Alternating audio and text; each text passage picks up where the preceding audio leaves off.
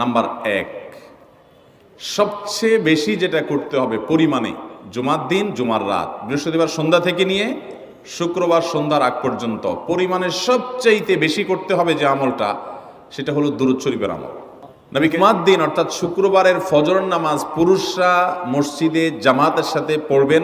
3 নম্বর আমল হলো সূরা কাহাফ পড়ব। যারা কোরআন পড়তে পারেন না তারা শুনবেন, আর যারা পড়তে পারেন তারা নিজে কাহাফ যদি জুমার দিন কেউ পড়ে, নবী করিম সাল্লাল্লাহু আলাইহি সাল্লাম বলেছেন এই সূরাটা তার জন্য নূর হবে, নূর, আলো আল্লাহর তরফ থেকে। কিয়ামতের ময়দানে ভয়াবহ গুটগুটে অন্ধকার হবে। কিয়ামতের একটা ভয়াবহ শাস্তি হলো অন্ধকারে হলো আগে আগে ঘুম থেকে উঠা, ওই যে ফজর নামাজ জামাতের সাথে পড়া ইত্যাদি, গোসল করা উত্তম রূপে, আর পায়ে হেঁটে মসজিদে যাওয়া, বাহনে না চড়া। 4 নম্বর হলো ইমামের কাছাকাছি গিয়ে বসা, কোনো অনর্থক কাজ